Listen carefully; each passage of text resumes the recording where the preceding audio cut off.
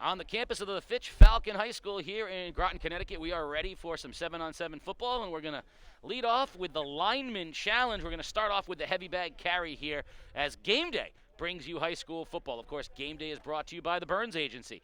The Burns Agency is always local and live. We focus on local community, and you'll always get a live person on the phone. So buy better at Burns. And by Waterford Dental Health, voted the #1 best dental practice 6 years in a row by the day's Best of the Best Reader's Choice Awards. And they're off. Mike DeMoro joining me here. We'll talk more about where the sports doctor is. Ledyard out to an early lead. If it looks like it's chaos out there, folks, it's because it's chaos out there, folks. The biggins are driving the bags. Oh, I gotta do this now. He's at the 40. The 35. The Falcons. Look at them. The Falcons are running away with it. Ledyard sagging behind. Inside the 10. And the Falcons now have won the very first points of the game. The heavy bag carry goes to the Fitch Falcons. Folks, if that didn't look like the football you were expecting, then you haven't been paying much attention. Mike DeMora, what do you make of what you just saw? All right, well, Case, I was at Ledyard Waterford Tuesday night, and that is not how they did it. The heavy bag carry was carrying the bag, like in a bear hug, and the kids were saying that thing is heavier than you think it is. Well, it is called a heavy bag. Yes. But that's how we saw it in the NFA Fitch. We saw them drag it. So I think each place does it a little bit different. But folks, so what you saw there was a 7-0. That counts as a touchdown for Fitch. But then we're going to move into the 7v7 running clock. All the athletes on the field will be skill position players and or blockers in name only. There will be no contact other than a touch for the player to be down. Then we'll get back to the linemen, and we'll see the pursuit drill. Back to 7v7, and then the offensive lineman obstacle course. And here's the kickoff, and they'll catch it so they can practice their skills, and that's where they'll take the first possession. Ledyard will be out there 7v7. So the obstacle course, the figure 8 drill, all, of course, with the 7v7 mixed in the middle. And again, I said Casey O'Neill along with Mike DeMoro here on Game Day, live on theday.com. We are at Fitch High School, where the Falcons offensive line, who we know is very good, rather than blocking for the triple option, dragged a bag for the first 7 points of the game. And now Ledyard will come out with the first offensive possession of the game. Dylan Clark, the freshman, good size, over the middle. He completes it for about 8 yards to Sam Almeida. And Mike, Clark, only a freshman. We don't know if he'll be the starting quarterback forever, but he's the starting quarterback in this. They like their underclass, Case. Ledyard will be back soon. Good size there for a freshman. 2nd down and 2. Clark zips for a first down. Complete to Walker Lenz. Walker Lenz is the favorite target here in the early going, but keep your eye on speedy James Green, the sophomore. But when your best players are freshmen and sophomores, it might make for a rough season, but this is probably benefiting Ledyard more than many of the other teams. Absolutely, Case. Zipping and very short gain of 1 to Roman Streckfus. Here's what I find fascinating.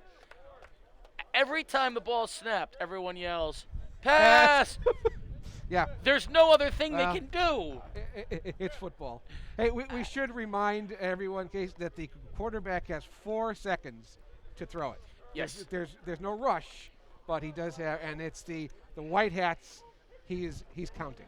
Coaches are on the field coaching. In motion goes Polton. Clark to throw. Out pattern and dangerous, but caught by Lentz, and he's tagged down very quickly by Calvin Kilgore. Now, we saw the Falcons intercept a bunch of NFA passes. They have a very talented defense, especially in the secondary. A lot of offensive, defensive players for Fitch. And it does make you wonder on the other side of the ball, Case, with the way Fitch is able to throw it, how much of the triple option we're actually going to see. Clark to throw on third down, running out of time, throws it deep over the middle, and it's on the dot, complete. Streckfist, and he will be touched down at inside the 20-yard line by Kilgore, but a big play on third down by Ledyard. Actually, with that kind of throw, both these teams in the spring, if we play, want to run triple option. That's the funny part, is that tonight we are going to see more pass attempts than these two teams will have in the next 5 years. Yeah. But maybe it opens up, maybe it does. I mean, we'll talk after this play about coaching adaptability, and I'll talk to you when I'm talking. Clark to throw on first down. I like saying has time. In the end zone, into traffic, tipped and incomplete. He was looking for Lenz, knocked to the turf. A good coach creates a program and an identity. Mike Ellis certainly has that at Fitch. A great coach is willing to adapt to the personnel that they have. Gil Vargas was a great coach. There were years when the staple of New London was always there. Good pitching, running, defense, speed. But there were years where they were power teams and other years where they were speed teams. This would be interesting to see if either of these teams change and add some plays to the playbook because of the success they're having in the passing league. It's one of the things I really love about running the triple option now is that nobody else runs it. You don't see it. Teams are used to it. It's hard enough to stop. I think that's one of the reasons why Fitch has had pretty good teams the last 4 or 5 years. Yeah, they've definitely been unlike. There's been 3 teams in the state. I think Ned Griffin wrote that article that there were 3 teams in the state that run it, and so people were searching for an opponent that they could play that would resemble Fitch. Nothing there, and there's the 4-second coverage sack that time by the Falcons. Well defended. There was nothing there for Clark, but wisely he took the time sack. Smart. Yeah, a lot of guys, a lot older than he should mimic that. True that. A lot of the smart decisions here. So 4th down and 10. Ball is at the 20-yard line. In motion, Lenz. Clark throws it to Lenz, and it's caught. It's going to be right at the stick, but I think he's going to be short. We'll see where they mark it. Yeah, they're going to mark him at the 10, so it's going to be short. Turnover on downs. Nice drive by Ledyard, but they don't come up with any points. Ledyard had a couple of nice drives the other night. They lost to Waterford 30-26. It was a pretty entertaining night. And they moved the ball fairly well most of the night, which is saying something because they are young. Now, there's a running clock, 15-minute running clock quarters. The only stops on points scored. Yeah. Under center for Falcons. They'll work on the snap. Letellier, sprint draw, deep sideline pattern, has a man, and it's incomplete. Some incidental contact out there between Lenz and Aiden Greaves, the junior wideout for Fitch, who had a step, but their feet tangled. I like, however, what Fitch is doing, getting the center and the quarterback, working on that snap, sprint draw, like the things that they're going to do when their offense is real. Shotgun now, Letellier on 2nd down. Flat pattern, complete. It's Greaves, and he's all the way over the 30-yard line. 1st down, Falcons. It's interesting. Fitch, more than any other team I've seen so far, they run this more vertically than most other teams are. I already love what I'm seeing from Letellier. Fake handoff, which can't happen anyway. Slant pattern is complete to Kilgore for a 1st down right at midfield. I can't believe the linebacker bid on the play action, Mike. Well, we laugh. That's good coaching because now you're getting used to it. That's right. It is, even though the linebacker's not going to do anything. Letellier on 1st down zips a quick out pattern to Noah Sharon, the big wide receiver, and he'll have 5. I know they want to run triple option, but I really like what they've done the 2 times I've watched them throw the ball, and Letellier can throw it. And keep an eye on Sharon 14. He's big.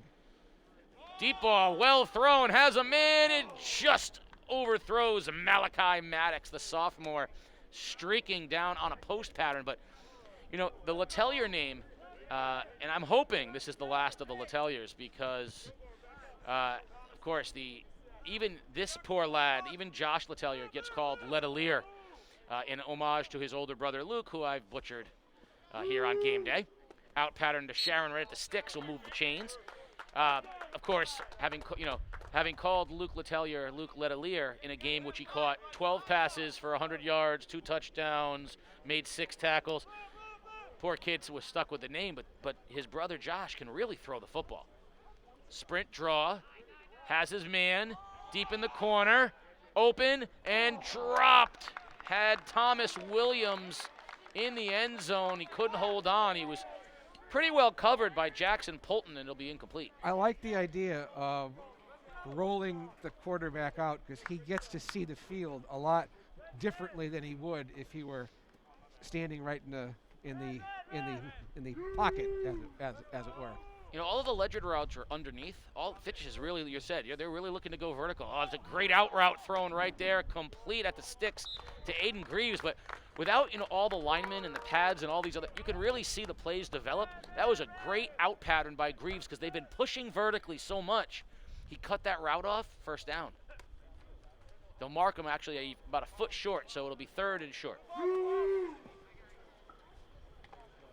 Pass complete to Greg Santora. That'll move the sticks. Okay, so the matchup that I'm watching is, it would be at the top of the screen, 14 Sharon against 7 Green. A lot of speed there. 2 great athletes. Letellier looking for Sharon, double covered, back of the end zone. Out of bounds, but what a catch by Noah Sharon as he fell out of the end zone where he couldn't get a foot in, but that was thrown into double coverage by Letellier and brought down by Sharon. What a play, but an incomplete pass nonetheless. And it's actually the bottom of the screen, but I'm a newspaper guy, Case, not a TV guy. Play action. Letellier's slant to Sharon is complete, and he's wrestled to the ground inadvertently by Green, but that'll move the sticks again, and you got to be impressed with the Falcons offensively. They are really moving the football. And isn't it amazing how the 2 best athletes are covering each other? I always love when that happens. Oh, there was a timing route that time, and Mojica was open for the Falcons, and check that. Williams was open for the Falcons, and it was just thrown a foot to the inside by Letellier. And what I meant by that, Case, is, we don't scout here. There's no scouting, but that competitive juice comes out at some point. Mm-hmm. I'll tell you a story about that. From the shotgun, Letellier. Corner route, jump ball. Incomplete for Santora in the end zone. Couldn't come down with it. Well defended by Damon Rivera. And it's going to bring up a 3rd down for the Falcons. This is where you got those little crossing routes now are deadly here. Sprint draw. Sharon catches it, and he'll go out of bounds at the goal line. Beautiful catch and throw from Letellier to Sharon. It'll be 1st and goal from the 1-foot line. Now, that's 4th down because they were, I guess, in goal position. So it's 4th and goal from the foot line. In real football, they'd be running this ball right here. Tom Brady sneak right here, yes. But this time it's going to go in the air. Look for Sharon. Instead, out route complete. Touchdown, Ethan Mojica. And the Falcons jump on top 13-0 with the extra point to come. Now, think about that. Think how hard that is. There's 10 guys in the end zone. 5 offense, 5 defense. That's not easy to say, all right, this is the guy that I want to throw to. Letellier with an uncontested extra point, but they do need to get a good snap, a good hold, and a good kick. Snap is high. Put down, the kick is up, and it is through and true. 14-0. Falcons jump on top, and Ledyard will have 3 minutes and 20 seconds of run time, which is not a lot of time to try to come down and get points before we move on to the second of the lineman challenges. Remember, this is a traditional Thanksgiving Day game. That's what, and the league was we don't know how much longer we're going to be able to play. And at the beginning of the year, league officials wanted to get all the Thanksgiving Day games in as early as possible to give the kids a chance to at least say, hey, we played our rival. Good. Maybe they'll figure out that it's not that important to play on Thanksgiving Day, and instead can mix these games in whenever and get on with the appropriate playoff system. Yeah. One of the other funny things we've been seeing, guys, is not just football, in all the sports, the teams having their senior nights, the first or second game of the season. Yes, that's a great point, Peter, because as well, they're just trying to get any activities that they can get in. We'll talk a little bit with Mike tomorrow about what the plan is for the winter and the spring. But right now, yeah, if you're a fall sport, athlete, you want to try to get your senior night in because you don't know what opportunities will fall to you as we move on. I think everybody is expecting some of these teams to lose some opportunities here moving forward. First down, Clark to throw. Outside it goes, and minimal gain. And there's, again, the difference between the two passing games. Well, I think that's freshmen and sophomores against juniors and seniors, too. I mean, a little out pattern. So, Mike, let me ask you. How happy were you last night to see Tom Brady make a mental mistake? I was watching baseball. Well, so was I, yeah. but I know you're aware of his gaffe at the end of the game. Yeah. He's not as easy to hate with a Bucs uniform on, is he? Right. Oh, beautiful pass by Clark going to the outside for Jackson Polton, but well defended by David Dorn, and it goes incomplete. It'll bring up third down. Going to Tampa Bay was a mental mistake. Here's the other thing, Case. My team can't even get a first down, so I can't say much. Yeah, I will say that if the Yankees can't find a way to keep playing baseball, boy, does your sports take a turn. You got that right. Third down, Clark will throw, obviously. I don't know why I'm saying that. Has a man, but instead dumps it off, complete, first down and more. And heading out of bounds is Andrew Harris with a first down. But again, all these underneath routes for Ledyard. And Sam Almeida was wide open at about the 40-yard line. I don't know how comfortable Clark is yet throwing the deep ball, and that's understandable. Minute and a half remaining here, 14-0 Falcons on top. Friday night football here at Fitch. Now, the other night, Case, Ledyard as the home team used timeouts. I don't know if those are Fitch rules. Ooh. Green goes down hard as Kilgore went in for the tip. Incomplete, second down, and the clock is ticking with a minute remaining. We saw Kilgore go the length of the field at NFA when he got a pick, and he looks itchy right now. Well, that out pattern was dangerous. That was that deep out that was usually floats, and it did. And he had a chance at it. Second down, Clark deep over the middle, has his man, and it's complete. One man to beat, and he's touched down at the 20-yard line. Beautiful pass to Walker Lenz. 30 seconds remaining, and Ledyard's in business. They don't really have time to do this, though. Unless they thought they had called a timeout. We're at 17, 16. This is going to be it. I mean, this is going to be the last play here for Ledyard. I think they keep. It's a play. You Possession. can't have that play, but they do, and that's going to run the clock out. 14-0. So we're going to get ready for the pursuit drill from the linemen, but time to tell you that game day is brought to you by the Burns Agency. In your neighborhood, taking care of your home, auto, business, and life insurance needs since 1932. At the Burns Agency, you will never get voicemail. Always a live person, and remember, you buy better at Burns. And by Waterford Dental Health, where our entire team is dedicated to providing you the personalized, convenient, and affordable dental care that you and your family deserve. Smiles start at Waterford Dental Health. So, Case, my route to the highway is on Route 1 Waterford. Do you And pass 177 every Boston time Post I, Road? I pass it, I go 177 Boston Post Road in Waterford. I think I almost gave that out as my address one time. Someone says, "Can I have your address?" I said, Ah. 177 Boston Post Road. And my son, who's 10, Dad, do you have to say that every single time? Yes. Yes, I do. I do. So the pursuit drill involves the lineman pushing the tackling sled or the blocking sled 5 or 10 yards. We'll see how far they make them go.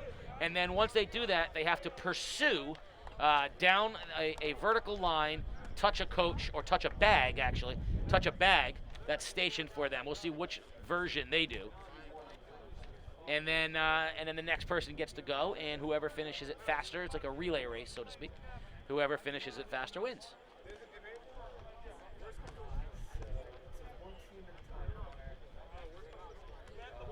Yeah, Case, this is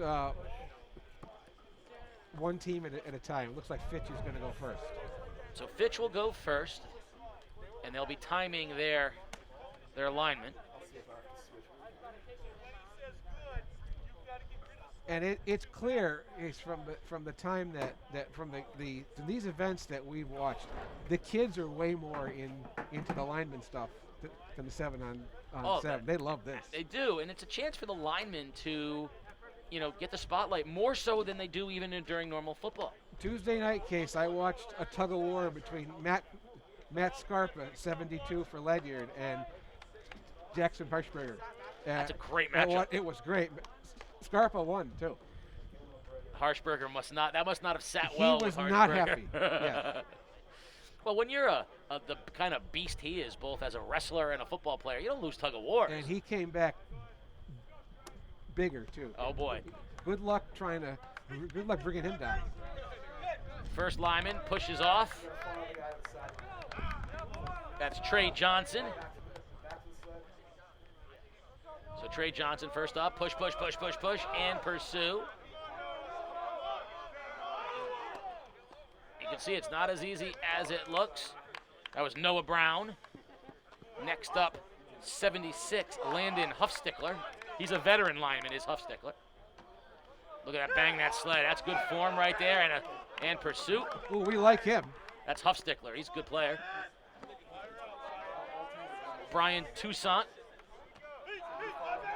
Oh, wow. That's impressive by Toussaint right there.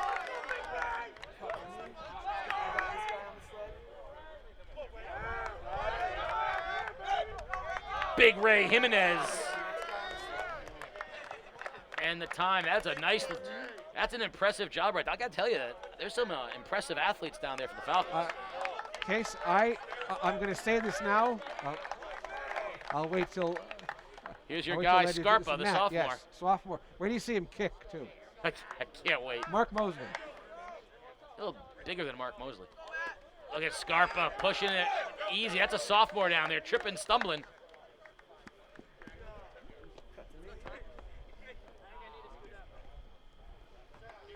Next up, Tyler Smith, the junior. Off he goes. Chance Barnett on the bag now for the Colonels. Big Chance Barnett with a good job there. Andrew Cully, the senior Andrew Cully now. Good form, good form. Seniors all have the good form, Mike. They know what they need to do. Back now to Matthew Tebbets, a freshman. Here's the freshman, Matthew Tebbets. Up, he hit once you get it on the shoulder, it's a problem. There he goes. Now he's got it with the 2 hands. And off to the pursuit. Next 5 for the Fitch Falcons. Oh. And go back in the other direction. Yes, I haven't seen everybody yet, but if we play in the spring, I would make Fitch the favorite. I agree. They're the best I've seen so far. Gianni Drab, the freshman. That's a famous Falcon name, the Drab family. Well done there. And hopping in next is Charles McPherson.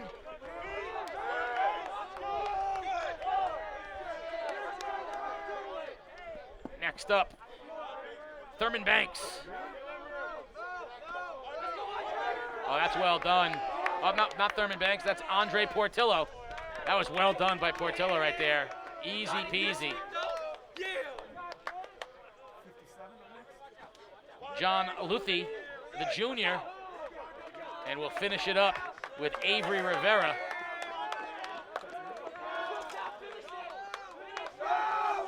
Check that. We'll finish it up with Cal Muse, 71. Cal Muse hustling off. Well done by the Falcons. They're happy with their performance. I do enjoy how excited the kids are. First up, Joshua Knight, the junior for the Colonels. And on deck, Caitlin Gilliand. That's if you say, is that a girl's name? Yes, it is. I love that. I love that on the field. Banging it out. There's Joshua Knight. Caitlin's up next, the sophomore.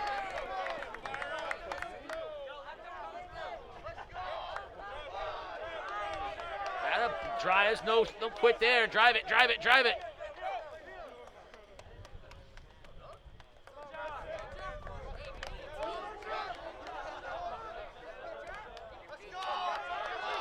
Push it. There it is. Got the two hands. That's Jeffrey Rusick, only a freshman.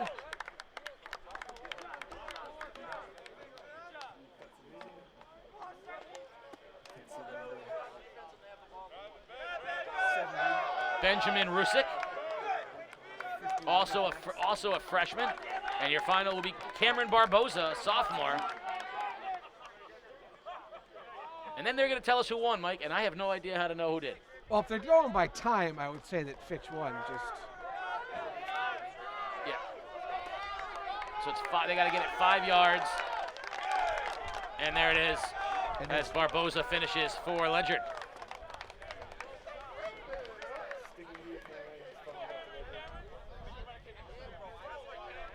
That can't be easy.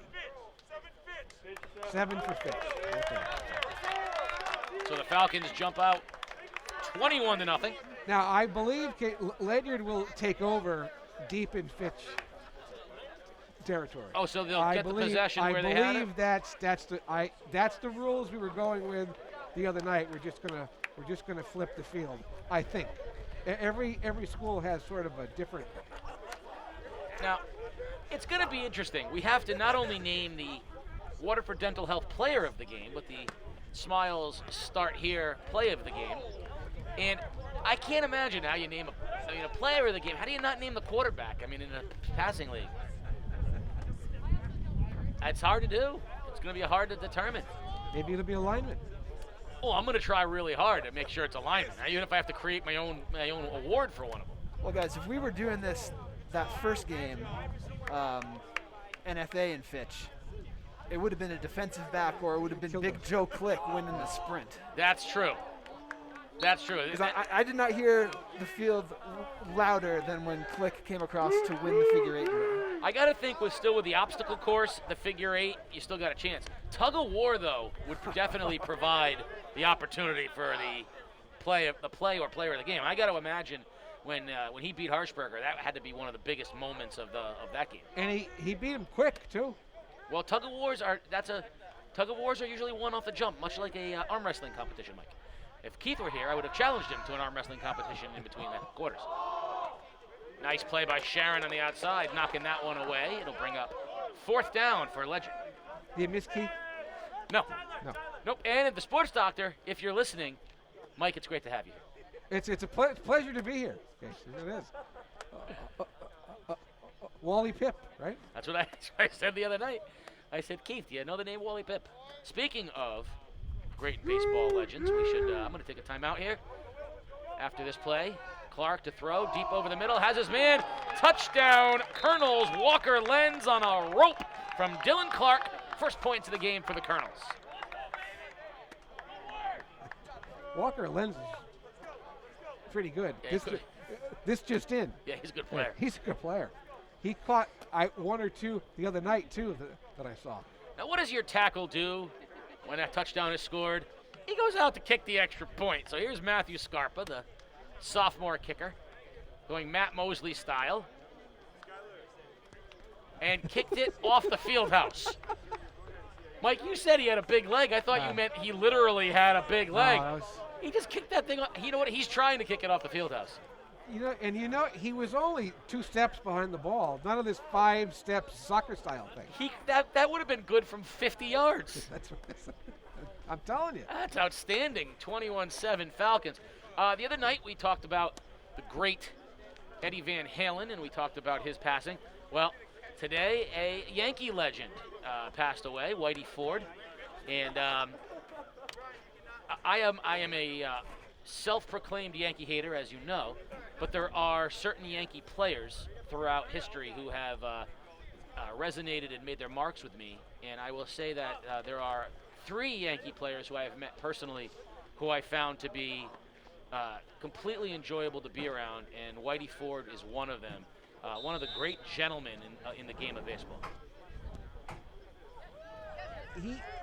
He won like 100 and some odd more games than he lost. I think he's like 236 and 105, something absurd like that. He's a guy, because he played with Mantle and Maris, and in that era in the 60s where the Yankee teams were so good in the 50s. He gets kind of lost in the shuffle. I think over the years. I remember back when Andy Pettitte was having all of his success, and Mike Susie's Uncle Frank said, "He's no Whitey Ford."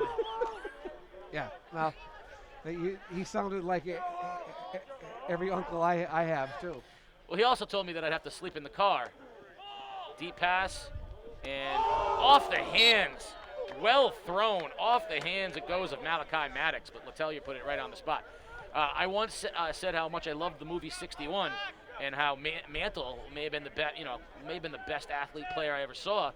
And Uncle Frank said, "You'll sleep in the car because there's only Joe DiMaggio in this house."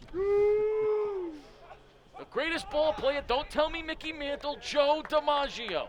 So, but Whitey Ford, I think we talk about an underrated.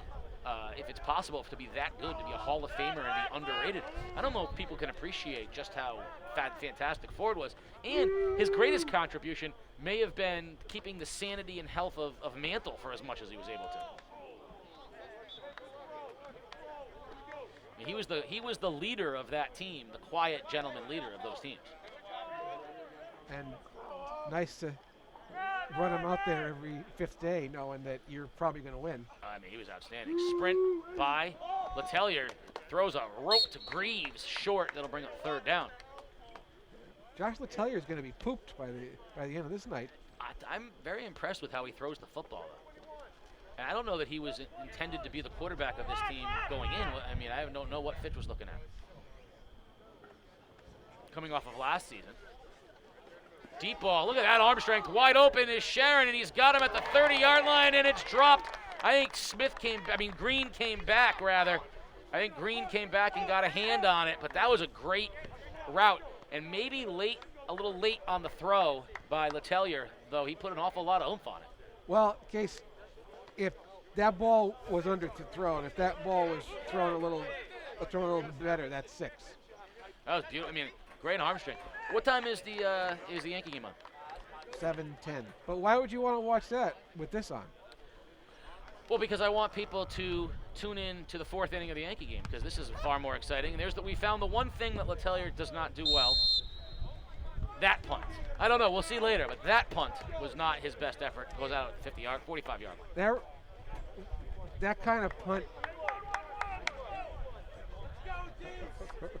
reminds me when that happens in the NFL and the punter runs off the field as far away from the head coach as possible. Yeah, he runs to where the cheerleaders are. Yeah. Because you've got one job. That's right.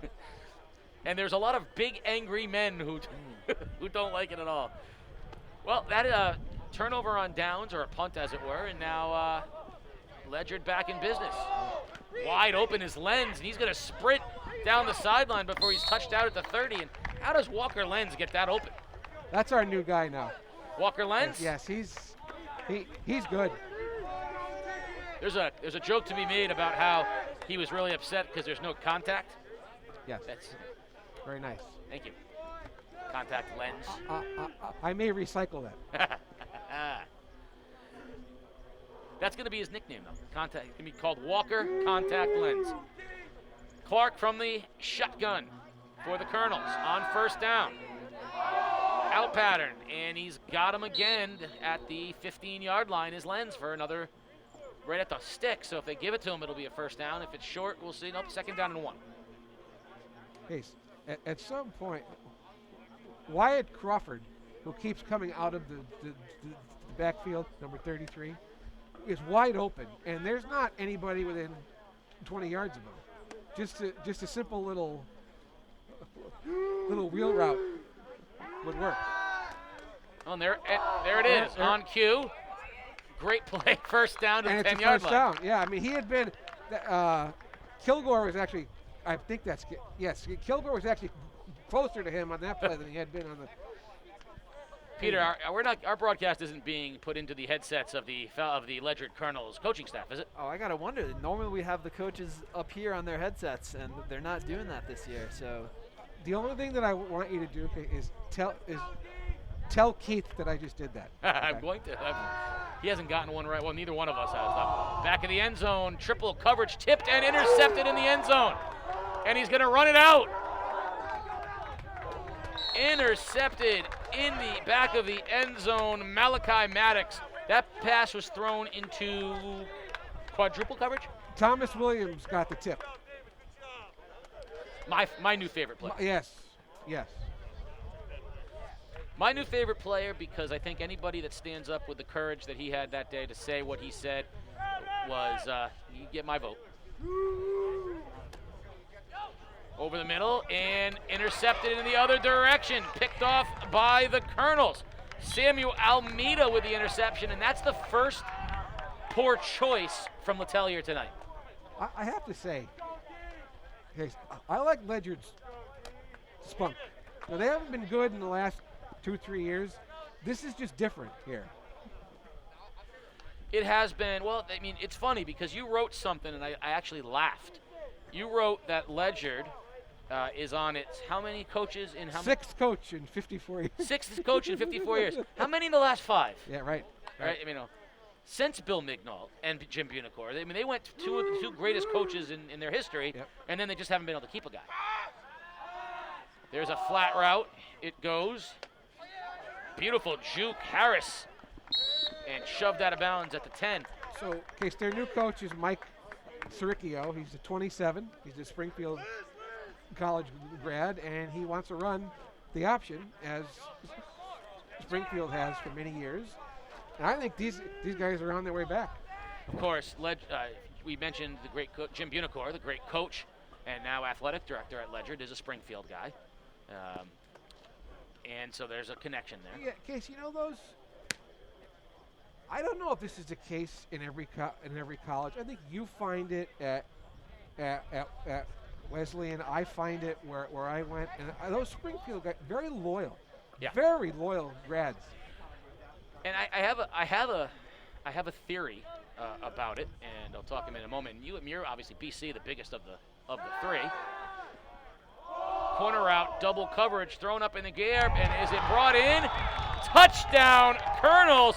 Jackson Polton with the grab, beautiful throw. Clark put it where only Polton could grab it. He did. Touchdown, and just like that, it's a 1-score game. This is a freshman. Okay. That's fun. fun. Ball. Not it's bad. fun. That's freshman to a sophomore right there. And now we're going to bring in another sophomore, and he's going to try to break a tree branch.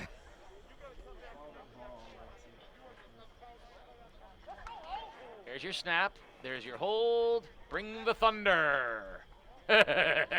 Shorter than the last one, and he still one-hopped it over to the fence down there. 21-14. The Falcons remain on top with 6:49 remaining. Finish your thought about loyalty. So I think there are networks within each school for different reasons. But Springfield is it's got some programs that create that loyalty. And I think that when you get it's got some athletic programs, but it's also got some of the academic programs it churns out. Whether it's trainers, right? Yeah, physical. Yeah. So I think when you've got programs like that, you get people that have some commonality, and so when they graduate and they move on, it creates that loyalty. For Wesleyan, quite honestly, the bond is academic elitism. We just, we just look down at the rest of the schools, and mock them whenever we can. Mostly because we couldn't beat them in a lot of the sports. That's why we hated playing Williams. We had nothing. When they were up 25-0, we couldn't make fun of anything. But no, that's a good point about I think it's the program nature of Springfield. Yeah. There's a lot of programs there, and I saw it. Yeah. Sprint, draw, Letellier, difficult throw, and he can't find his man Greaves, well defended by Polton. That's a tough throw. Rolling across your body, trying to throw a sideline route. That's a tough one. And just so the viewers know, Case, the officials are allowed to call pass interference, Which I haven't seen yet. No. I wonder why. Other direction, Letellier, short pass, but in the flat, first down, and still going down the sidelines. We're going to see where he's finally marked out of bounds. That's Mojica. It's also fun to see the size of the guys without pads on, because they all look big with pads on, and then you see some of these guys and you're like, they're really big without pads. Noah Sharon's a monster. I mean, he's a big guy. Letellier rolls left now, weak side, in the flat, and can't quite find his man Williams, and he had Greaves running deep, but that's a hard throw. Yeah, Case, it looked to me like there was 4 vertical routes right there and 1 underneath. I mean, they're serious about They're this pushing. here. Yeah. Which, I think what you could see from them too is you could see triple option, and then go into a set where they go, like this, and that would be really difficult for teams to defend.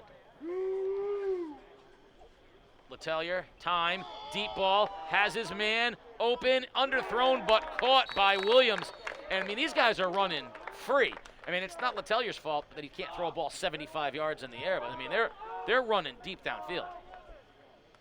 Thomas Williams, I found out, his dad, Case, first African-American student ever at Pine Point. Really? Yes. Touchdown, Falcons. Beautifully thrown ball. Letellier to Greaves, back of the end zone. He beats Lenz, and touchdown, Falcons. Beautifully thrown ball. I got to think, you run triple option, you get a team kind of you get a team a little gassed, and then you go into a set like that. I mean, you should have guys free and easy. Well, Case, about 2 years ago, I think it was 2 years ago, extra point. No good, wide right. Fitch had a 10-0 regular season. The best game I saw them play all year, they beat NFA here and scored in the 30s against them. And the reason they did is that they used their Tyler Nelly was the regular quarterback, but in certain situations, they used Hamir Stevens, who was sort of a dual threat. Yes. He could throw it. Yeah, they'd send him in motion. I remember that. And they were wide open downfield. And I'm thinking that if they can do some of that with this team, I'm telling you, I don't think anybody's going to beat them around here. Well, you're seeing Sharon and Williams, and you got guys, like Mojica. Yep. And so far I've called Greaves, Santora, Mojica, Williams, I've called 5 guys that can all run in patterns. So, yeah, I think, I actually want to ask that of Coach Ellis and say, in the spring, are you going to give any consideration to adding this? Because the offensive line looked pretty good athletically at the very least. And pass blocking is not the hardest thing in the world. Out pattern, caught by Roman Streckfus, another sophomore, and a dot from Clark. You're right. Pass blocking is not the hardest thing in the world, except for one team. New York Giants? Yes. How would I know? Is Boston College still undefeated, by the way? They win No. this week? They lost to North Carolina? Lost one. I'm sorry. I really didn't know. Played well though. All right. Clark, sideline, incomplete, tipped, and then caught. Is that brought down? No, but what an effort by Contact Lens. He had a chance there, but he couldn't bring it in. I'm just gonna. You're calling him that, not me. Just so you know. Listen, be happy. Just be happy I'm saying it right. 3rd down and 1. Call it 1.5. 38-yard line. Clark and the Colonels with 3:40 remaining. Complete and dropped. Streckfus had it and couldn't hold on to it, and it'll bring up 4th down. I would go for it here. Yes, I would never punt in this. Right, with no reason to We'll punt. practice our punting in practice. Right. Ooh, a little alliteration there. We'll practice our punting in practice. I like that. Yes. But I wouldn't punt in this thing. I'd go for it I'd go for it all the time. Learn all about the offensive side of things. And Fitch is up tight here. Well, because Ledyard's shown no real inclination to complete to Lens. You knew that's where the ball was going. I mean, Lens is the guy, and now they cross the 40 to the 45-yard line. You know, pass blocking is actually hard when they know that you're passing.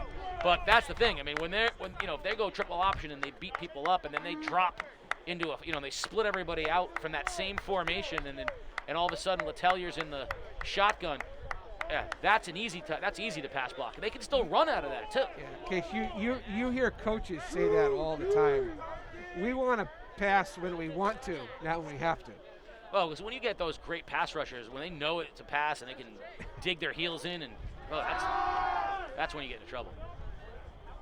Clark's got to get rid of it, and he doesn't get rid of it in time. Indecision by the freshman. Just got to let it go. This is so good for him, though. He's learning how to read coverages. He's learning when to throw it, when not to throw it. Listen, people out there can make fun of this all they want. I think this is really helpful. I think it's great, and I think it's, by the way, gorgeous night sky here at Fitch. That is gorgeous. 1:45 remaining here. Clark. Deep ball over the middle for Lens, and incomplete, knocked to the turf. And we are still waiting on our first flag of the day, and we're not going to get it there either. I actually thought that was PI right there. Private investigator? Yes. I'm trying to sound like an analyst. Although RPO? Although I don't say the word football enough, because if you're an analyst, you have to say football a lot. So the problem is I live in a world of acronyms. So my entire existence working for the state of Connecticut exists in acronyms. I actually once wrote a paragraph where I used, other than prepositions, I used nothing but acronyms in my thing. So now that there is every acronym in every sport, I have 4 other acronyms, and then add to it the fact that my uncle, my godfather, Richard Patrick O'Neill, is RPO, and I mean I can't escape it. There's nothing you say. I got 3 other acronyms. My favorite one, Case, is on the defensive side of the football. I mean, you mean defense? Defense. I'll give you my favorite here in a second. 4th down and 10. Sideline patterns, got his man and overthrows Samuel Almeida. When did football corrupt the human body and say, well, tomorrow is day to day with an ankle? Actually, he's got 2. He's got an ankle. Of course, he's got an ankle. He's going to be out 2 weeks with a calf. Letellier, deep ball, looking for Sharon, and there's your first flag. There it comes, right at the goal line. Sharon got tripped up, and that was a beautifully thrown ball by Letellier. All right, Case, I'm going to be the contrarian again. I thought that was incidental contact. Well, it's not incidental if the defensive player is allowed to go after the ball, but he's not allowed to impede the progress of the offensive player. So if it was incidental, but he got in the pathway of Sharon, then it becomes pass interference. No, I'd like to see that again. We'll send it to Peter Wappy and have him break it down. By the way, it was pass interference. Yes. Oh, okay. So Pete says it was. there you go. It was PI. Now they're so going to I'll shut again. up. It's not a spot foul in high school, and that was the end of the time. So this is going to be the last play of this particular one. Deep over the middle and incomplete, knocked down by Jackson Polton, and that'll take us to the end of this particular 7v7. Next up, we're going to be going to the offensive lineman obstacle course. Gotta love that. Game Day is brought to you by the Burns Agency. In your neighborhood, taking care of your home, auto, business, and life insurance needs since 1932. Mike, I can't tell you how much I like this. At the Burns Agency, you'll never get a voicemail. They're guaranteeing you that you'll always talk to an actual live person. I mean, that's just too good. Are you hearing that anthem? And remember, you buy better at Burns. And by Waterford Dental Health, where your smile and your health are our top priority. Yeah, I mean, I called a switchboard today at a medical office that sent me to another switchboard, that sent me to a switchboard that had asked me to leave a message. So I went switchboard, voicemail message. So this is the offensive lineman obstacle course, and I don't know what it's going to look like any more than you do. So let's see if we can describe the action of the lineman's obstacle course.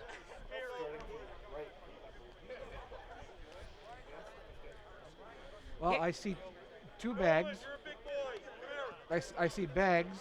Here's the only question that I have. I don't see any obstacles. Right. So are we sure this is, in fact, the obstacle course for the lineman? So, okay, off the air tonight, we were talking about how, seeing as how we're in a pandemic, we need to all kind of try to make the best of it. Yeah. In that spirit, I'm going to say this. Yeah. Masks keep your face warm when it's Oh, cold out. 100%. My head's freezing. My face Right. feels fabulous. And so 70 of the Fitch Falcons is Trey Johnson. The senior. He'll go first. And we'll see what he actually does here for an obstacle course. The lines are beautiful, by the way. Thurman Banks made sure that I should compliment the groundskeeper when I came in. He said, please just make sure everyone realizes the lines look beautiful. They do. The lines look beautiful on the field. Kudos to the groundskeeper, but we should have turf here. Just saying. Well, you got spoiled last week in Ledyard. Yes. After seeing that, you get spoiled. That beautiful complex. Although, do you see all the beautiful fields being put over in the middle school right next door here? Every place is undergoing. Yeah, this is the high school, though. High school. I realize that. But Yes. They could use those fields, can't they? Right, but I think this ought to be the turf You know field. you but sound that's like right just now? me. You know Who? what you sound like right now? Keith. You Stay sound off like my the, lawn. You sound like the sports doctor right now. Stay off my lawn. You sound like the sports And doctor. I want turf here. Oh, he's going to explain it. He's going to tell you to go, you can slide back. Then you flip, and the arrow's going here, so now you face security going left. Okay, so we're going to follow those lines on the field, Case. That's why I was wondering why there were like squiggly lines on the field. That's what we're doing. Thus, my kudos to the groundskeeper. Peter was on that before us, though. Not surprisingly. Well, I did go to Middlebury College. Uh-oh. All right, in fairness, I'm going to cough. no, Hold in on. fairness, Peter, I'm a huge, we are the clicky Nescackers. Jesus Christ. Like, I support other Nescac schools like, I'll take Middlebury over BC. Love Middlebury compared to BC because Especially in football. you went through the same you played baseball in the snow at Middlebury College. That being said, Oh, yes. I also, Wesleyan treats, you guys had your rivals. Middlebury and Wesleyan weren't arch rivals. You guys had your more northern rivals than us, and we didn't even get you guys every year.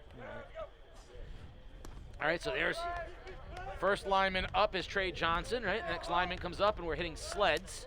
And then it's a relay tag, and then they follow the squiggly lines. And he holds place, and then once the next guy gets to the place, the next guy can go. So it's kind of an obstacle course relay race involving some sled hitting, some pursuit, some shuffling. I'm going to let this speak for itself.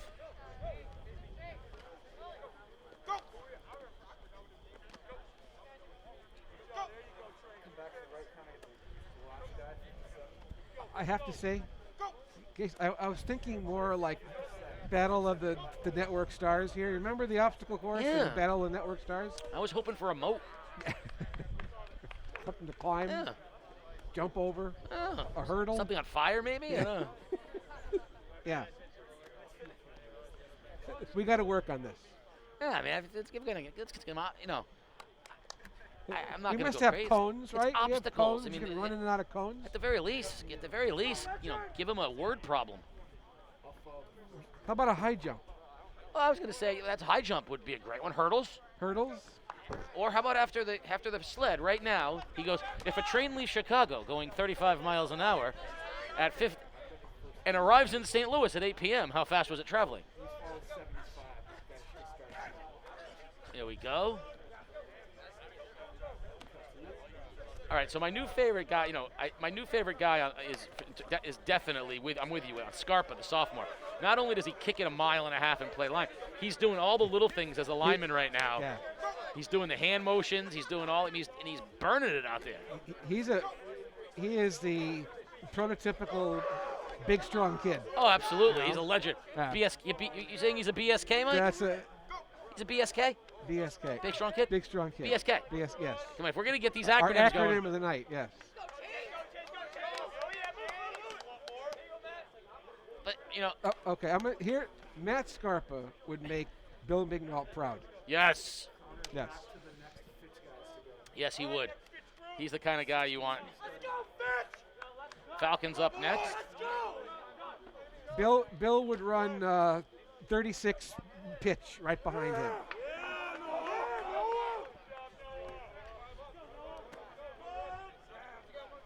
Okay. 59. This is Toussaint? Is that Toussaint? 59 is Brian Toussaint, yes. I like watching him too. Oh, he can move. Look at him. He is giving it big guy. And he's giving it some energy too, by the way. Right in the middle of your field, right around the 50-yard line, Toussaint is moving. Watch the shuffle. Hit the bag. Boom! I love it. Oh, he just hit his own guys, hit his coaching staff. That's a big dude right there. And he's moving too, and he's putting a little energy in it. That's what I like. Now, see, I would think, and I know nothing about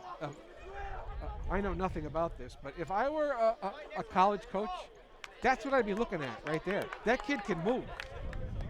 Yeah, and you know, that's the interesting thing that I loved the concept of basically the combine that they were looking to have at the end of this to try to expose some of these kids, and that's exactly why, because no one's getting seen, and I mean, if I'm looking at a kid like Toussaint, and I'm just looking at his, you know, athleticism and his energy, and I mean, there's a kid that might be able to play.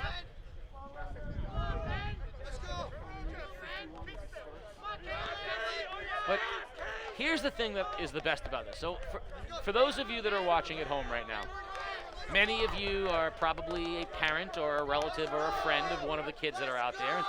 Some of you might be out there just tuning it in to say, what is this all about? Just listen for a minute.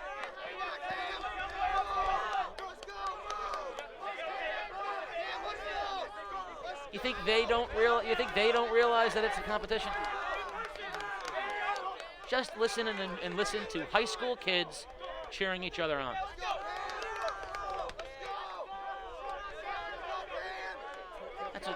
That's how fabulous is that? They think it's important. Yeah. And they're having a blast. And I promise you, when someone said, hey, what are you doing Friday night? They're going, I got football. I got a game. You know, I got a match. So it's 34-14. I guess Fitch won that one as well. So Fitch dominant, but you know what? They were dominant against NFA as well. The Fitch offensive line has really, and defensive line, I guess it's both linemen. The Fitch line has been fabulous here in these drills. That looks like in the spring, that's going to be a pretty seasoned group.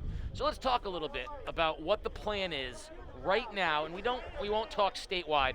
Let's just talk about what the ECC's plan is for sports, everything moving forward from winter So we're in, this is going to go through October to November. What is the plan from there forward? Well, they want to do a 15-game basketball season. Okay. Regional and league opponents only. ECC tournament, and then championship games just like we always do it at the Sun. Right now, no fans. February 3rd, they're looking at, maybe the 2nd. After that, you would go to a 6-game football season, mid-February to mid-April, and then you do the spring sports after that, ending in mid-June. All right, after this play here on first down, Ledyard on the out pattern, right near the sticks, is complete. What prohibits high school from saying we're gonna go through July? Nothing. Because I don't understand why everyone puts this artificial end of school as if that's when you can't play anymore. Why are we talking like we have to cram the spring sports into those 2 months? You run into a lot of AAU stuff in the spring, in the summer, Legion, that kind of stuff. Yeah, they don't want to step on toes. That's true, but I'll mention the fact that we ran into a global pandemic. It's maybe we should adjust to the fact that this year is going to be a little different. Well, yeah, Case, that's you're preaching to the choir here, but yeah. If we need to have a state championship baseball and softball game, July 1st, let AAU figure out how to make it work. I think we're on the same page here. One of the things that we're learning about human nature here in this, it has always been this way, thus it must always be this way, and we can't adjust because we've never done it that way. And it's everyone's sick. Ledyard rolls right. Beautiful throw, and just over the reach of Mojica, incomplete. One of the things that I have been preaching for a long time, and I was kind of hoping that this season would thrust it into the light, was our sports are backwards in Connecticut. Baseball and softball should be played in the fall when you get to school, and soccer, in particular, should be played in the spring. Now, I understand that football is played in the fall. It's a fall sport on the professional level, the college level. So moving football to the spring could be problematic. Much better high punt by Ledyard this time.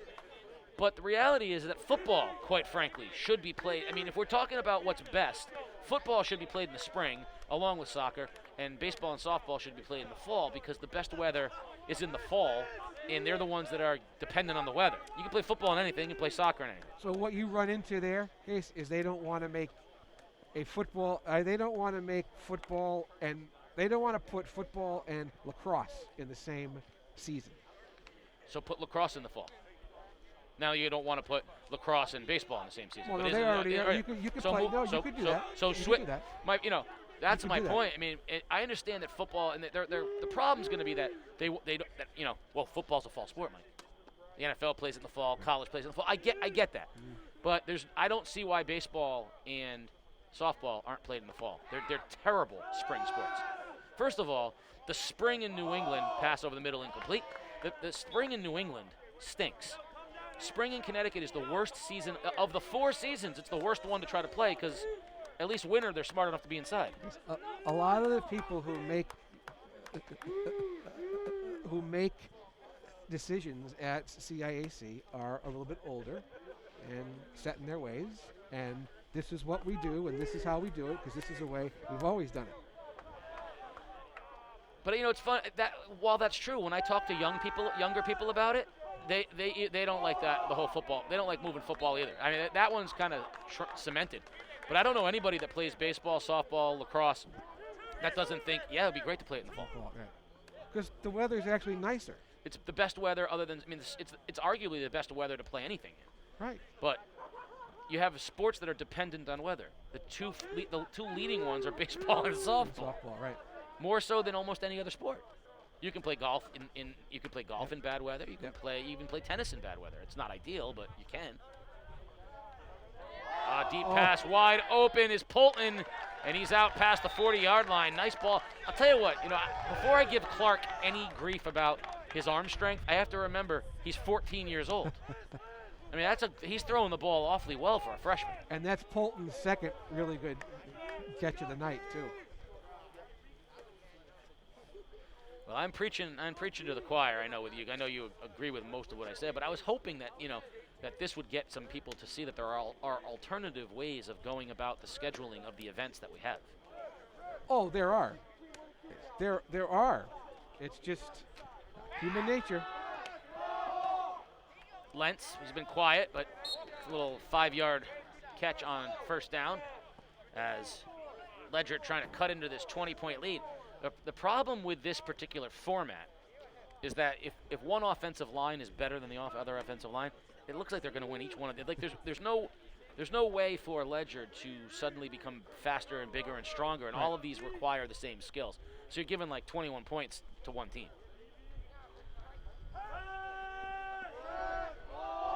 There's your out pattern, your little wheel route.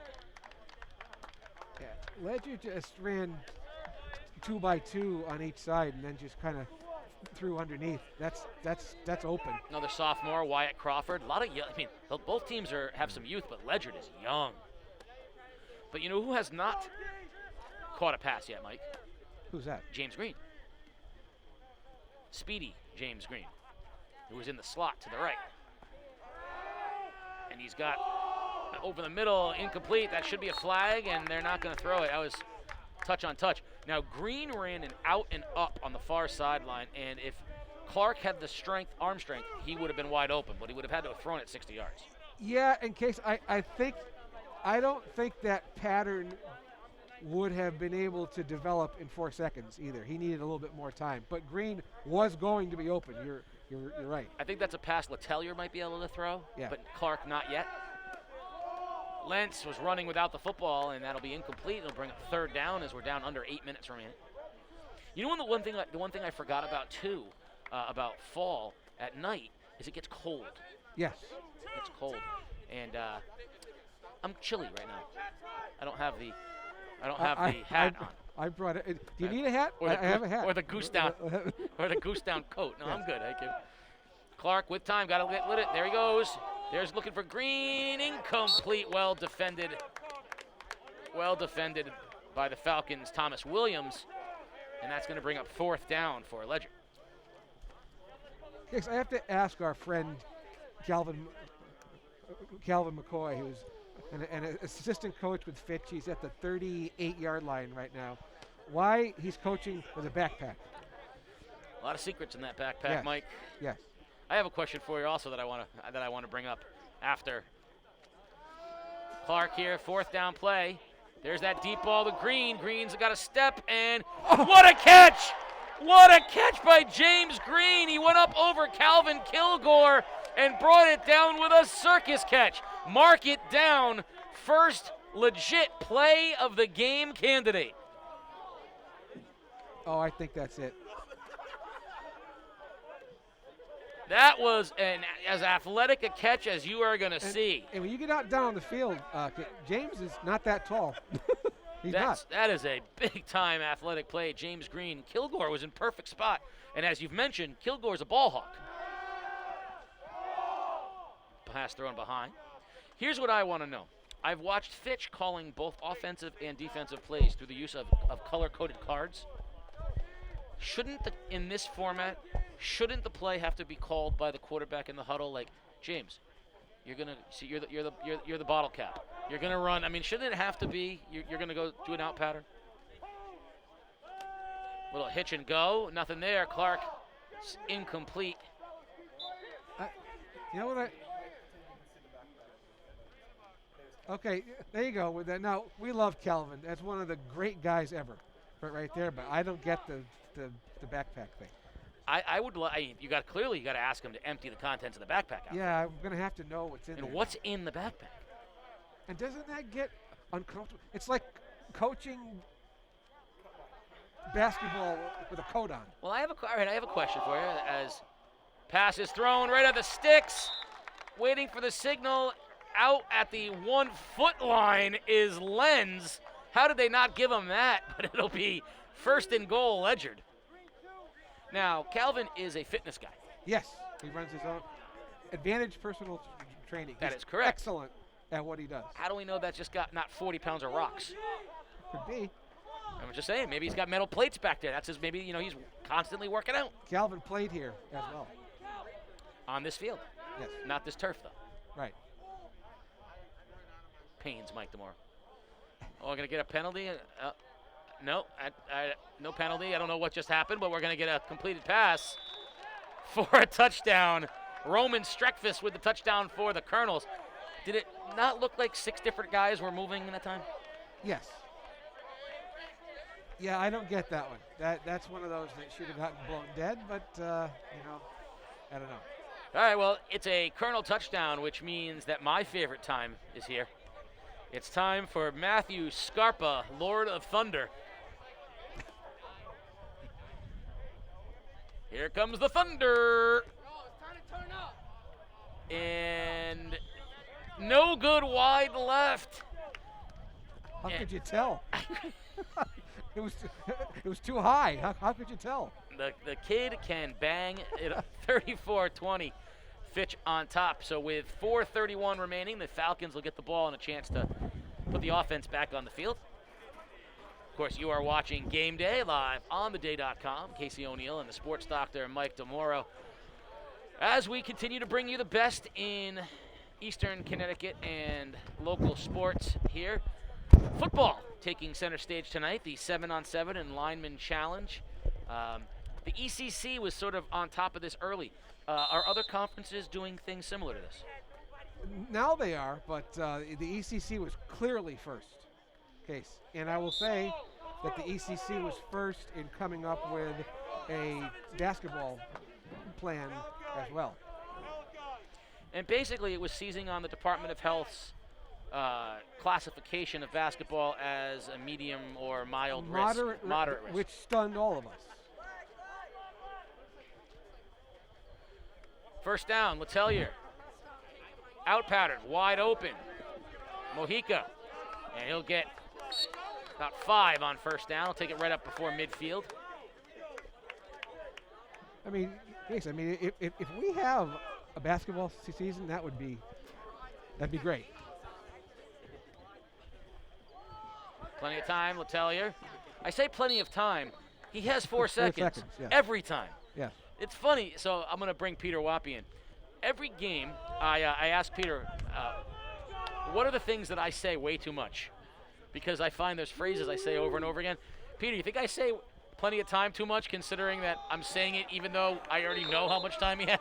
Thank you, master of the obvious. I also said Letellier to pass. Letellier in the shotgun, he's going to pass. Really, what else is he going to do? I got to adjust too. I have to adjust as well. First down, Letellier.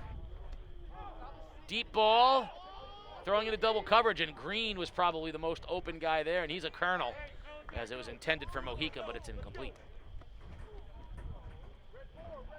Now, Casey, you get so much joy out of watching these extra points. Am I the only one who would like to see some kind of field goal kickoff? Yes. Let them go from the 5, back them up Yes. to the 10 to the 15. Yes, that's where the first guy to miss. Yes, Peter, the possibilities are there. How about points for, how about make them kick 10 and they get a point for each one they make out of 10, or back them up and let them get multiple points for who can kick it from the far. I mean, why not put the kicking game into it? Play it horse style, let them go from odd angles. Oh, Peter, how much fun would that be? We should suggest it. We're going to suggest it. I think that's fabulous. Because I agree. I mean, what would Bill Belichick say? That the 3 aspects are offense, defense, and special teams. Well, we got to see a little more special teams out here. Bill Belichick from Wesleyan University. Chi Psi. My fraternity brother, and I can't stand him. That's not true. I shouldn't say it like that. Double coverage and touchdown! Sharon brought it down. Or nope, not Sharon. I take that back. Calvin Kilgore. So Kilgore, who got out-wrestled for the ball by Green on the defensive side of things, goes up and steals it in the end zone for the touchdown for the Falcons. Probably not a smart decision by Letellier, and Kilgore saved him. And I'm sure Kilgore will remind him of that.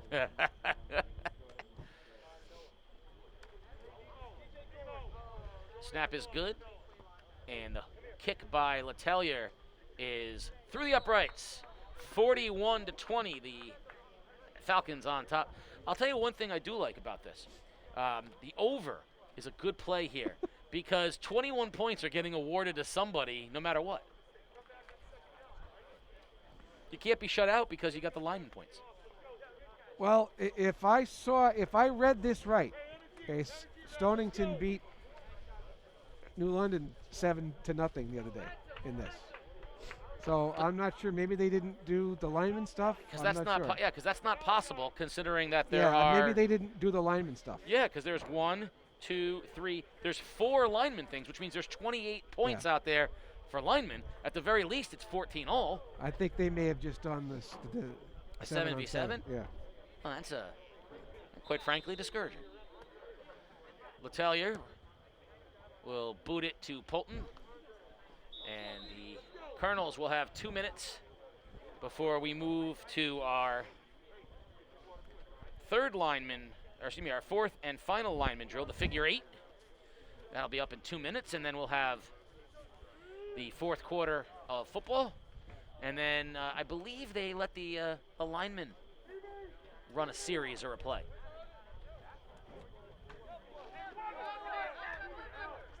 Clark to throw for Ledyard. Has his man Lentz for about 7. Clock under 2 minutes now.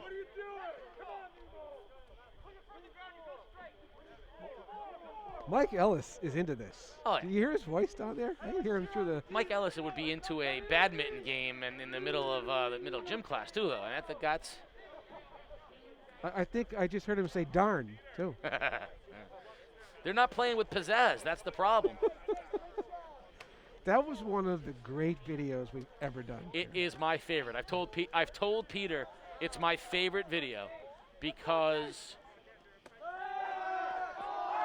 from an editing standpoint, the way it was edited, I mean, Mike Ellis sits there and gives one of the great halftime speeches ever, and he specifically challenges individual players to do certain things, and they did them in the second half. When he challenged the defensive player to turn, and he goes out and he has 5 sacks in the second half, and he challenged Duncan to make better decisions, and it was a great video. Thrown behind Green, bring it up. 4th down for Ledyard, and the clock is under 40 seconds and ticking. Those games, that Bacon-Fitch game, the Bacon-Ledyard game, we had some of them. I mean, the Bacon-NFA game, that run that Bacon Academy went on. And, of course, we had that great Zoom call with them earlier in the year where we talked to Peter Gazibwe and Sean Kelly. But that Bacon team went on a really crazy run. And we'll have Bacon Ledyard soccer here Wednesday. Yep, boys soccer. Pass goes to Green. He'll be touched down, and that'll run the clock out as Ledyard picks up a 1st down, and it'll switch over here now to the lineman figure 8. Game Day is brought to you by the Burns Agency. Burns Agency, like Game Day, is always local and live. We focus on local community, and you'll always get a live person on the phone. So remember, you buy better at Burns. And by Waterford Dental Health, voted the #1 best dental practice 6 years in a row by the day's Best of the Best Reader's Choice Awards. 177 Boston Post Road. Smiles start at Waterford Dental Health. I just love that. They definitely need to get that back into the. They didn't put it in because I figured exactly you and I will be doing it for them anyway. Wind whipping here at. Is this still Doorfield? Doorfield. Wind whipping here at Doorfield, where the linemen challenge are now going to go to the figure 8. And after the figure 8, we'll have one more 15-minute quarter of football. Right now, the Falcons on top 41-20. So we'll see what the lineman figure 8 looks like. I'm Now guessing it'll look like a figure 8. I was going before the NFA version, so I haven't seen this one yet. So I see them in different groups. I mean, I understand by the nature of it the figure 8. So it's going to be a relay race, guys, where I think 5 linemen have to go trace that figure 8 that's painted on the grass there up ahead of them. Oh, And yeah. the last guy is the anchor leg, and it'll be a sprint to the 50-yard line. So basically, first team to the 50 wins. Oh, and this And is this are and Pete, against each other. this is when this is where First leg won by Fitch. Yep. Falcons have an early lead, but there's a slip and a stumble.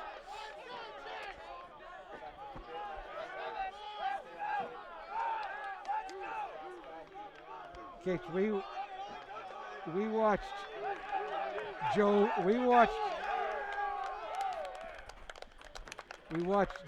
Joe Click from NFA do this opening night. His sprint from the end zone to midfield was college coach worthy. Like if a college coach saw that, I Sign him want up. that kid. So in the first of the figure 8s, we had the Falcons on top there of the Colonels. So now the second group now.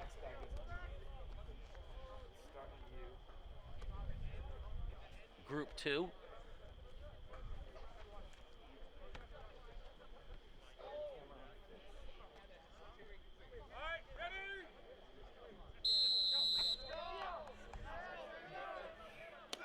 And the Falcons out to an early lead here, not much.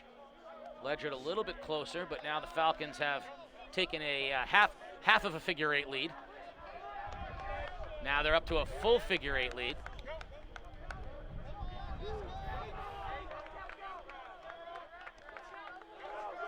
And there comes, a decisive win. A decisive win, big sprint there by the Falcons, and Cal Muse brought it home. And Josh Knight finished up for Ledyard, but another decisive win by the linemen here at Fitch. That'll get them up to 48-20 as we have 15 minutes of football remaining. And the Falcons up top 48-20. Now, will they run first team this quarter as well, or is there a chance that we might see alternatives in this quarter? You know what? Good question. You know, Fitch has gotten all 28 lineman points. Without that, this is a one-score game. Yeah, we did see the backup quarterback at NFA. Or, 48. I can't do math. What's 48 minus 28? 20. 20. It was a tie game. Yes. Sorry. Okay. Mike, I do words. I'm looking at you because as you I was continue wondering to channel. I was wondering why you're looking at me like that. Well, as you continue to channel the sports doctor. Yes. But the It's irony is a the tie sports game. doctor is great with numbers, not so much with the words, which is an ironic in its own part. Beautiful pass, Clark to Polton. It'll be a first down gain of 5. And let's bring up second and, well, just under 5. So 5.5 here. As the temperature gets chillier. So Peter, you'll appreciate this as well. So I've been bike riding a lot, and but I usually obviously bike ride in the evenings. And now that the sun is setting earlier, my bike riding time has shifted. So I work from home on Fridays and decided I'd go for a bike ride after I dropped AJ off at school. So I wore my normal bike riding attire, dropped AJ off at school at 7:15 in the morning, and went to my bike and realized it was 40 degrees. That's cold this morning. And when you ride a bike, it's colder than the actual temperature. It had to be about 35 degrees. You ever get a headache? Overthrown, had green wide open at the 30. Ever get a headache from the cold? Because I had a headache from the cold riding my bike this morning. I've gone on morning rides in the fall or spring where you have to change your clothes like 3 times. You start off like it's winter and you finish like it's summer. Yeah. I was out on my porch reading the paper this morning, very cold too, Casey. You are old school. I could not believe how cold that was. I looked at when it's 40 degrees. When did that happen? Pass thrown incomplete behind Streckfus, and that'll bring up a 3rd down and 10 for Ledyard. I'll tell you when it happened, Casey. It happened when I showed up to coach an evening Little League game in shorts. and instantly it became fall. Yeah, by about the 2nd inning. Mike Ellis is in shorts. Jeff Church is in shorts. Bruce Miller's in shorts. Most of the Fitch staff is in shorts. 3rd and 10. Clark over the middle for Streckfus, and it's complete for a 1st down at the 35-yard line. Nicely thrown ball. That's a football thing, Mike. I feel like every football team has got at least one coach that is wearing shorts into December. Well, Leo Ficini, the great Leo Ficini, never wore pants as a football coach, as an assistant, as an administrator. When he was on a sideline in football, he was in shorts, and I saw him wear shorts in on 0-degree Thanksgiving Day games. Leo would argue that he wasn't very bright, but he certainly was intimidating because he had giant legs too. So I would wear shorts if I had legs like Leo Ficini. One of my football coaches in high school, Mr. Cleveland, who was also our chaplain, shorts all the way right through the season. Raining, snowing, shorts every time. But not in church. I mean, that's got to draw the line somewhere. Well, the robe covered. Good point. Clark zips over the middle and complete. It goes to Green, who has started to make his presence felt here. They're starting to get the ball to James Green, the sophomore. And that's a nice throw. 1st down. Ball will be marked at about the 14-yard line. So it'll be 1st and 10 from the 14-yard line. And you're right, Mike. Ledyard would be looking to pull ahead if this game was just about the offenses. Very impressive. That's with a freshman throwing the football.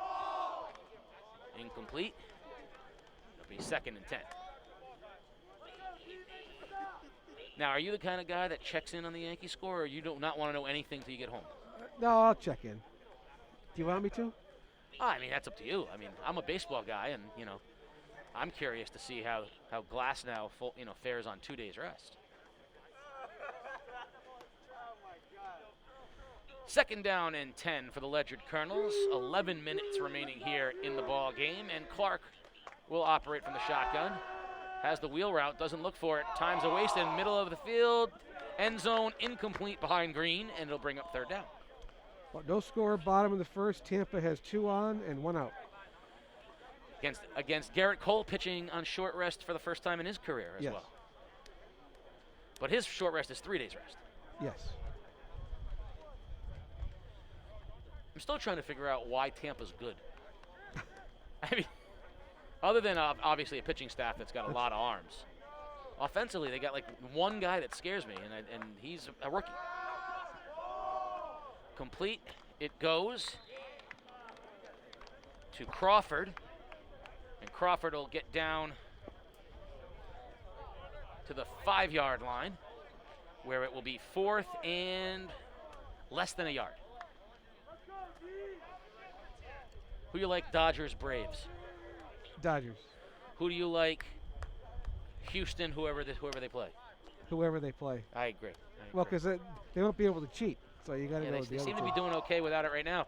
Green will get the completed pass down to the goal line. It'll be 1st and goal for Ledyard. They seem to be doing okay without the whole, cheating thing.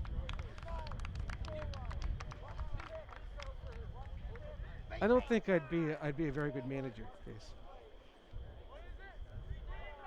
I don't know why. I mean, I would tell my starting pitcher to load the bases in the 1st inning of game 1 and hit as many people as he could. No problem. Pass thrown, touchdown, Colonels.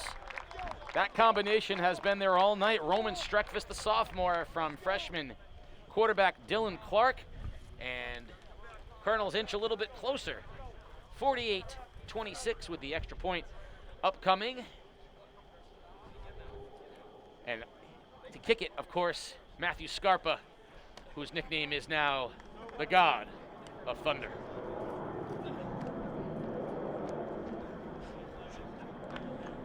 The extra point is good. And that was actually not an airplane flying overhead. That was the rumble of thunder of the extra point. I don't know if people Matthew home Scarpa. could hear that. As soon as you said that, all you heard was thunder. Matthew Scarpa, Lord of Thunder. Do we know? All right. Is there a god of thunder in Greek mythology? Sure, but there's also Thor. Thor? You know, that's Norse mythology. Thor is the god of There thunder. he is over there. There's a plane. 48-27. Falcons will have the ball as Scarpa will kick it off from the 40-yard line. I love Peter's suggestion about the kicking competition, though. I think that'd be a great idea. Well, yeah. I mean, get the special teams involved too. You know, why not all the special teams? Punt it. How about the punters have to punt it, and you give 3 points, you know, instead of touchdown, you give 3 points. The punters get 3 punts, and the total yardage of the 3 punts, whoever gets the most total yardage gets 3 points. No, you paint a square in the corner and make them Try to drop one in. I love Jeff it. Figgles, Yeah. yes. Love it. Letellier over the middle, zipped complete for a first down. Noah Sharon. That's why, in case Belichick and Parcells always have a good punter, always have a good kicker. Always. Yeah. Well, so many of the zipped, hit Mahika, first down, and Fitch is on the move. Well, I mean, kickers, you know, are like closers in baseball, right? You know, you when you got a really good one or a really bad one, you notice a lot, and that's when they're noticeable. But the punters go underrated because you're right.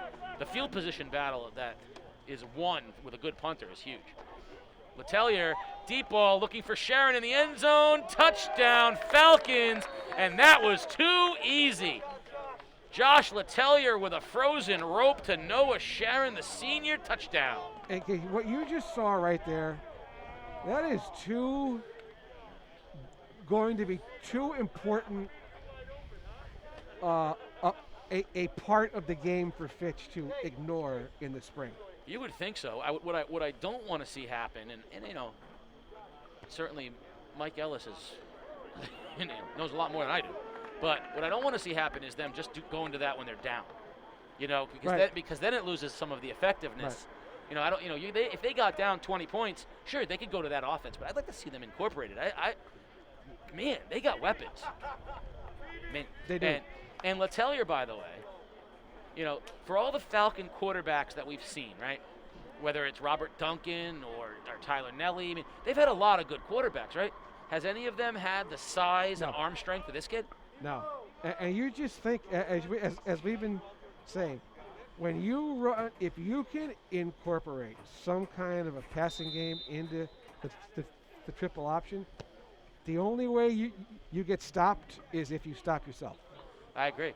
Peter Wappy, tell me that Josh Letellier doesn't look like a NESCAC quarterback. I feel like that's not giving him enough credit. I was hoping you'd say that, but you know, I don't know if you really know. The NESCAC's got some good. I mean, you got some pretty good. Division III football is pretty good in the NESCAC. But my point, I think you're seeing my point, though. I mean, the kid looks like he can throw the football and play quarterback. He's a great athlete. Oh, yes, absolutely. You know, Peter's not used to he hasn't seen those 48-40 Hamilton Wesleyan games that I've been watching over the past couple of years. Middlebury still scoring. They still opening up, running the spread. The NESCAC spread. Pass complete to Lenz. 5-yard gain on first down, and the clock now under 8 minutes, 7:45 and ticking. 55-27, Falcons on top. Another really impressive performance, not only by the Falcon linemen, but the Falcon offense has been very good. And I think, Mike, you seized on it more than anything. The Falcons push the vertical more than anybody in this format. Because they can. Well, they got a quarterback who can throw it deep, throws a great deep ball, has good decision-making skills and size athletically to get those sprint draws out there. But they also have 5 receivers running patterns. I mean, most teams would be lucky to have a Noah Sharon. to have a Noah Sharon and Mojica and some of the other guys. There's a deep ball, Green wide open, and it's just overthrown. Broken coverage. James Green was running free, and Dylan Clark just overthrew him. But I mean, Thomas Williams and Greaves and Mojica and Kilgore, I mean, they certainly could open it up. 2nd down and 10, and the Yankees must have scored or they got out of the inning. They got out of the inning. Got out of the inning. A 25-pitch first inning for Cole, though, so that's not good. Clark to throw on 2nd down, and he's got his man Lenz. 6-yard gain, and out of bounds he goes at the 45-yard line of the Falcons. I mean, all right. Now, we know that obviously when linemen become involved and it's quote-unquote real football again, things are going to change. But if you look at this Fitch team and you've seen what we've seen now, this is twice we've seen them, you would go, why would you ever run the option? That's true. 1st down throw on 3rd down. Here's the thing: if the Falcons line was getting defeated in 14-14 or losing points in the thing, I haven't seen them lose a drill yet. Right. And they're running two squads, so it's their 1st team line and their 2nd team line, and they're dominating the lineman performance too. So I mean, based on the strength and athleticism alone, you would think you could cobble together 5 guys who could, let this team function. Pump fake, Clark looking for Polton, incomplete as Williams jumped that route and knocked it down.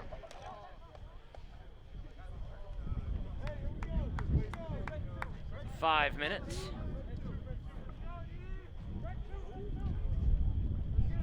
Second down for the Colonels.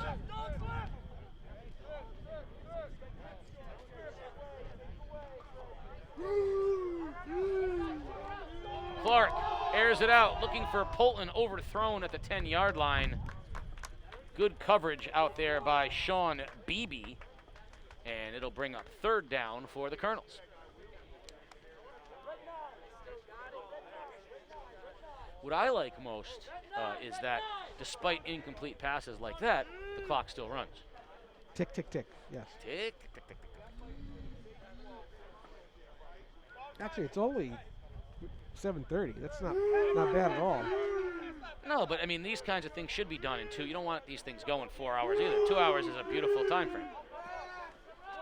Out pattern is underthrown slightly and incomplete. Looking for Cully, and check that for Almeida, and it'll bring up 4th and 10 for the Colonels.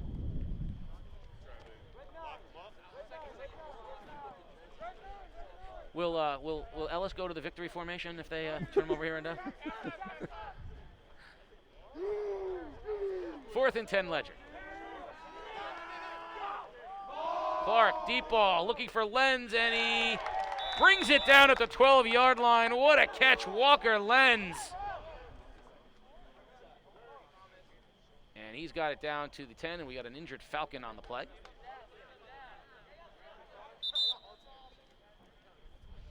That'll be a good time for us to talk to you about what's coming up after the game. So you want to stay tuned and follow us on Facebook later today, Facebook and Twitter at Game Day CT, where you can see Mike DeMoro's interview with the Waterford Dental Health Player of the Game. And you can see tonight's Waterford Dental Health top play of the game. The smiles start at Waterford Dental Health. And you can also see the sort of highlights of tonight's action. And thanks to always, as we have this break here, I want to thank our sponsors, the Burns Agency and Waterford Dental Health, with 3 minutes and 8 seconds remaining, Mike, in the ball game as they tend to the injured player. And the wind, it gets a little whippy here. Let's break down the baseball playoffs here for a second. So, how much have you watched? A lot. I have too. I've watched more. I've enjoyed. I watched more of the baseball playoffs than I have in past years, for sure. I've watched every series, and part of that is because I have I have a son who is 100% immersed in all this. He knows. I mean, one of the things I noticed is there are more players who I've never heard of before, and that says a lot. You know that I'm pretty involved in these things. There's so many new guys that are in these lineups, and he knows all of them. But I liked the format. I was greedy for extra baseball. What have been your impressions?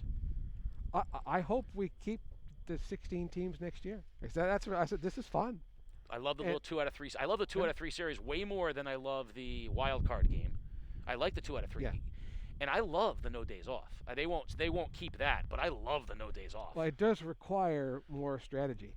Yeah. And I like it. I've liked the whole thing, and I'm, I mean, I still don't. I'm just too old school sometimes. It's like the Arozarena for the Rays, who had gotten like 11 hits in 3 games. Yeah. Can we move his feet? Can we get him off the plate? I guess I just got a text. Cole hit him in the first inning. Get up. I think that's great. I think it is too. And if the Rays did that to Stanton, because he's getting all those hits, yeah, that's what you're supposed to do. Yeah, back him off. But I just I get too get off my lawn-ish when I'm watching sometimes. You get frustrated about the spin rate that was going on when he hit Rosarina. Yeah, and then I although I do now find myself excited to see how far home runs go. You used to have to guess. Now you have StatCast right there. Yeah, when Acuna hit the home run against the Red Sox this year, that went 470 feet or something like that. I mean, it was. But since they know exactly where it lands in the ballpark, you can track exactly how far. That reminded me of the ball Scott Burrell hit off of you guys. Field. Well, what people don't understand is that Scott Burrell's home run would not have been out of every park. I think Yellowstone might have contained it. Yeah. So we're talking. This is 1989 state. Yes. State. 1989 state championship game. The state championship game, American Legion state championship game. Scott Burrell was the leader of the Hamden Legion. The great Kenny Klee, and a young 16-year-old Joe Finaro, of course, who went on to play in the Marlins organization, as well as D'Angelo, who went and pitched at Providence. It was a great, great team. And we had run out of pitching a little bit. We had 16-year-old Scott Heller on the mound. And Scott Heller threw a hanging breaking ball to Scott Burrell. And Scott Burrell, let's just say that we went to DEFCON 5 because the Russians saw the home run on satellite footage and thought that it was an incoming missile. It was hit that far. And you had a 16-year-old kid on the mound who was a little rattled. And so Mike Suzy, who was the first baseman, and Chris Pedeswa, who was the shortstop, and Robbie Simone, the catcher, and we all gathered at the mound and basically reenacted a scene from Bull Durham just to make the kid feel better. And Chris Pedeswa's line of, anything that travels that far ought to have a stewardess, don't you think, was the one that finally got him to laugh. But yeah, I have really enjoyed watching the baseball playoffs because I like the new format. I let them expand the rosters, let them have extra guys, let them play every day. I think all of that would be really fabulous. And I was I was very impressed. I like them playing at different. I love the playing playing in different stadiums. As a new, now those things will go away. When things return to a more stable thing, you're not going to see, the Dodgers playing a game in a neutral site. But which things of the playoffs do you think have an opportunity to stay? Probably not much. I mean, I think they're probably going to go back to the way they always did them. Except the expanded number of teams. Yeah, although I've sort of every talk show you listen to, you get the, I don't like this. I don't like this. It needs to go back to, who knows? But I'm finding there's more interest in the baseball playoffs right now, and not just because nothing else is on, because there's plenty on. There's just about all the sports are being played right now. So I like it. I think if there's anything that'll stick, I do think the 2 out of 3 and the expanded. I think that'll stick because it's more money for the players. So the Players Association will be thrilled about it because there's more playoff money, more playoff shares. What what I don't want to see is a reversion back to because baseball is the worst of all of the sports at moving forward with any sort of change to the game. I mean, you joke about being, a get off your lawn kind of a guy. I mean, baseball is one giant get off my lawn, pitch clock. We can't do that. Whitey Ford never pitched with a clock. That right. real. Right. This is a lot different. So the reason we are vamping and talking right now is that there is an injured Falcon player on the field that they are attending to. So the Falcon players have taken a knee on one sideline, and the Colonels have huddled up to take a knee on the far sideline. And while they are attending to the player, the officials are walking off the field, and it's possible that this might be the last play. This might be it. We may have seen our final play. Okay, we should remind everybody we have 2 soccer games next week. Yes. So Peter Wappy, we have Bacon Ledyard. Wednesday, Saturday, right? Yep. So Wednesday, Bacon Academy, the Bobcats at the Ledyard High School on the new turf. And then we go to Stonington on Saturday for these Fitch Falcons at Stonington in a rematch of last year's ECC championship game. Yep. And we are hopeful in the winter for basketball. We'll keep our fingers crossed. And with no fans, they will probably they'll rely on us more than ever. Yeah, we'll see that. We don't know exactly what's going on right now, but the fact that the officials have left the field and the players have left the field, I'd love to get if we could get some clarification of what's going on. But in the meantime, Mike Dormoro and I will continue to talk, and which we do well. Yeah, we do that well. Yep. So, yeah, you like whoever wins this game tonight to defeat. The Astros? Houston lost their 2 best pitchers. Yes. From last year, so I don't think they're nearly as good. Okay. Interesting though. Maybe not as much with the Rays, but if the Yankees win tonight, Cole's going to probably only pitch once in that. Yeah, because you're going to be throwing. Series. You're going to go 7 games in a row. So Houston might be able to win 12-10. When would game 1 of that Sunday. be? So if he pitches, so he's pitching tonight on a Friday, yeah. Saturday, Sunday, Monday, Tuesday. He could pitch Wednesday, and then he'd be available for game 7 on short rest again. But yeah, that's the most you're getting out of him. You're 100% right. I've thought the Yankees were the best.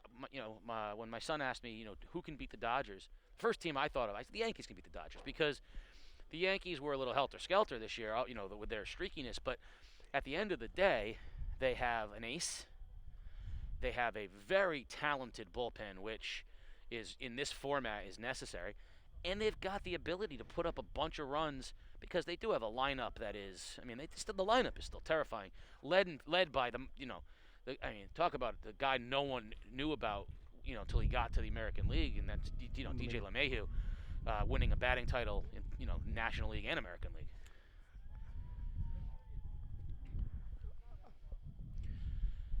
So I think the Yankees. The Yankees can beat anybody, but certainly, the strikeouts are still an issue for the Yankees. Not like it was, but still, something that middle of the order can still be a little strikeout prone. I could live with all that. I just don't know that the pitching staff behind Cole is good enough. Yeah, you're starting.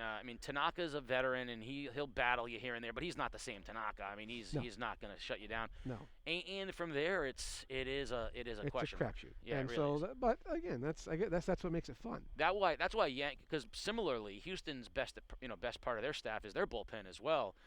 They don't have quite the same dominant names that the Yankees have, but they've got a bunch of arms in the bullpen as well. So you're right. And that lineup is still a formidable lineup. So those games could be a lot of fun if it is in fact Yankees and Astros. But I agree with you that either Tampa or the Astros Tampa or the Yankees win the American League. Yeah, and I think the Dodgers are the better team. Yeah, I think they just come at you. They really do. That lineup is scary good as well. You're going to see, I think, the Braves will benefit a little bit from winning easy because they have 3, good young pitchers, and that Braves lineup is talented, and people are going to see how good Acuna is, but you're also going to see, the Dodgers have like 5 mega superstars in that lineup, and their pitching staff is great. So I agree. Dodgers probably advance. Turning to the NBA, where tonight the LeBron James-led Lakers can win their championship, and probably will, over, quite frankly, an undermanned Miami Heat team. And I watched one of the 700 ESPN analysts talk about matchups, and I think this is a great example. I think the Celtics would have given the Lakers a better series than the Heat are, but I think the Heat are a terrible matchup for the Celtics because the Heat look a lot like the Celtics. They're long and thin and wingy, but the Heat exposed Kemba Walker. Yep. Where's Kemba Walker playing a series like the Lakers series? The Lakers are huge. I mean, they're like playing a football team. Yeah.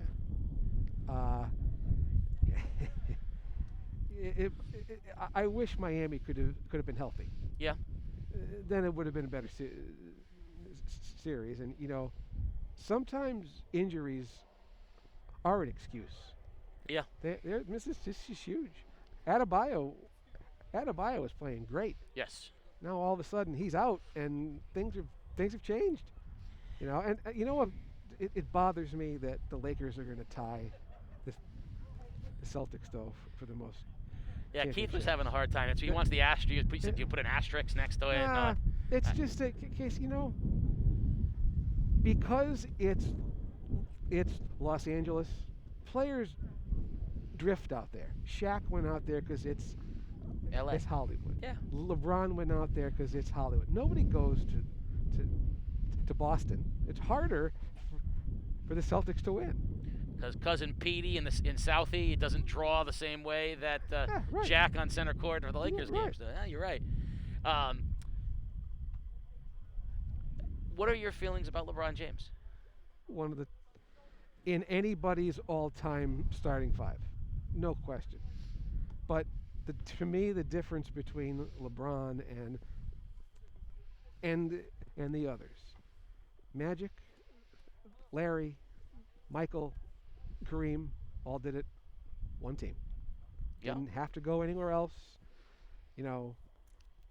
They won where they were drafted. Although Kareem was with the Bucks, but he's a Laker. I mean, Yes. And it bothers me that LeBron sort of won here, a couple here, a couple.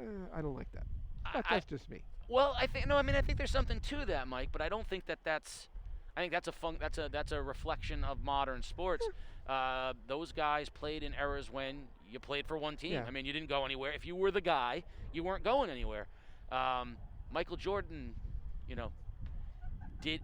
was a bull. Despite however he may have fit. I mean, he's a bull. And that's the way. Larry was a Celtic. But if Michael Jordan played in exactly the same circumstances that LeBron James played in, era-wise, there's a good chance Michael Jordan might have played on multiple teams. Yeah. If there's a knock on LeBron, it's obviously the decision, which is as much ESPN's fault as it is his to allow that spectacle to occur. But here's what I'm going to say, and I have never met a player. No, I've never seen a player who gets so much vitriol, despite, in my opinion, being eminently likable and everything you should want in a player and a person. LeBron James has never had a hint. He's like the Derek Jeter of basketball. He's never had a hint of scandal. You don't hear anything bad about him. He could host Saturday Night Live. I mean, he's a funny guy. He seems like, his teammates like him. He's on the court. He's led teams that consisted of me, you, Peter, and Carlos to an NBA final. What is it about him that drives people to hate him so much? One night. It was the decision, wasn't it? Yes. I mean, that's remarkable to me because if I said to you, you're going to have this player. He's going to be arguably the second greatest player in NBA history. Certainly a top 5 all-time player. Yeah. He is going to be a leader on the court, not have a whiff of controversy off of it. He'll be generous. He'll give back to the community. Blah, blah, blah. You'd be like, sign me up. And yet this guy is like, Right. despised. Right. It's shocking to me. He's despised so much people root against this kid. Well, and I think that's a function of playing in the social media age too. That's a good point. Where everybody's opinion is out there immediately. I mean, I gotta tell you. I mean, Twitter during a game or a debate is either really interesting or really troublesome. Yeah, and that's the era that they live in now. That's It's not. I mean, you talk about needing thick skin. Yeah, I mean, I struggle to go to the bottom of the articles on the day and read some of the reader comments. Well, I can't even imagine Twitter in the minute. I mean, you have to learn how to. I mean, there was a time when we were told you shouldn't pay attention to that stuff. Now, I mean, you can't not pay attention to it. It's everywhere. But that's what people read. People don't read. I firmly believe before they read what I write, they read what everybody else wrote says. about what you wrote. Yes. To try to preform your opinion before they go up into the article. No I agree. doubt in my mind. I agree. But I will say this, and I'm very proud of what we do because we're a lot different than most other newspapers.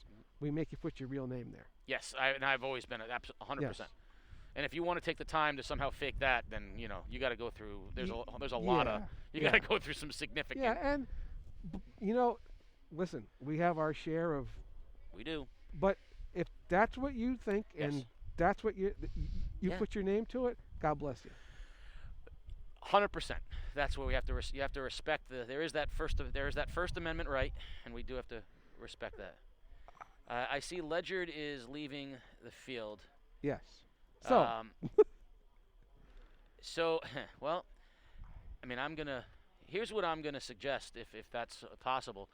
Can we find an alternative for a minute so that Mike can help? Peter stays on and talks with me, and Mike goes down and finds out if we can find out what's going to be the plan here. Well, I think this is over. I agree, but can we? They're leaving. But and so is Fitch. It looks like. I just like to get confirmation of that before we sign off a broadcast. All right, I will go down to the field.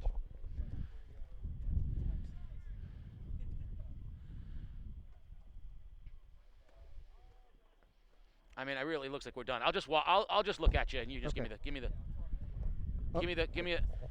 So Mike Demoro is going to head down to the field, and he's going to give me a thumbs up if we are going to be playing, or thumbs down that we're done. The reason why, if you're just joining us, is there's an injured Falcon on the field, and they had to bring the ambulance out, and the ambulance is waiting for them to get him onto the ambulance. And while they're attending to him, the officials have taken off. The Falcons are leaving the field, and the Colonels are leaving the field. And so we're going to just get a word on what the situation is. As far as the Waterford Dental Health Player of the Game and the Waterford Dental Health Play of the Game, they don't seem quite as important right now, but Mike Demoro will head down to the field and effort those. And we were 3 minutes and 8 seconds away from the end of this thing, and Peter Wappy will be coming back in here in a moment, and we'll get some word on that. I was just saying, Peter, that the Waterford Dental Health Player of the Game and Play of the Game seem a little less important in the moment, but we will definitely have the Waterford Dental Health Play of the Game, as that is a highlight. As for the Waterford Dental Health Player of the Game, we're going to have to wait and just make sure of the circumstances before we move forward on that. Mike Demoro going down to find out what in fact is occurring, but there is a injured Falcon who is being put onto the ambulance currently here on the field. 55-27 was your score with 3 minutes remaining in the ballgame. And so obviously our thoughts are with the injured player right now. We'll hope for good news on that front. Yes, this is And one thing we have never done, nor will we now, is speculate anything. We're not medical reporters, and we're not going to try to report on that. Even if we get word on what occurred, we're not going to report on that. But clearly, it has changed the complexion of what we're doing. So Mike DeMoro's down in the field talking with Coach Mike Ellis, and he will get the update on the plan. But I see handshaking going on, and it does appear as if we're done. He's bringing the Falcons out together, but I think that means he's going to talk to them because it's their teammate on the ambulance. But I believe that is an indication of that we're done.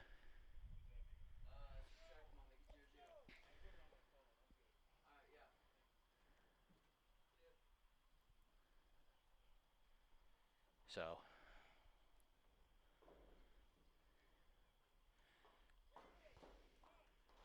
just waiting on Mike DeMoro. Yeah, we're done. So the game, unfortunately, will be called here at 3 minutes and 8 seconds remaining. 55-27, the Falcons on top. An injured Falcon player is being taken away in an ambulance, and Coach Mike Ellis has the Falcons on the field. You should join us later on social media, on Twitter and Facebook at Game Day CT, and you can see the sport. So the smiles start with us. The Waterford Dental Health Play of the Game and Player of the Game interview with Mike DeMoro. And we want to thank our sponsors, the Burns Agency. Like Game Day, the Burns Agency is always local and live. They focus on local community, and you'll always get a live person on the phone. So remember, you buy better at Burns. And, of course, we want to thank Waterford Dental Health. Join us on Wednesday, where we will be at Ledyard High School for the Bacon Academy Bobcats and the Ledyard High School Colonels in boys soccer. And then next Saturday at Stonington High School, where the state champion Stonington Bears host the Fitch Falcons in boys soccer and a rematch of last year's ECC championship game. So thank you all for joining us tonight. We appreciate your patience as we had sort of a unfortunate ending to tonight's game, and we will look forward to bringing you more action Wednesday and Saturday. So for Peter Wappy and the rest of the crew, Mike DeMoro, I am Casey O'Neill. Good night, everybody.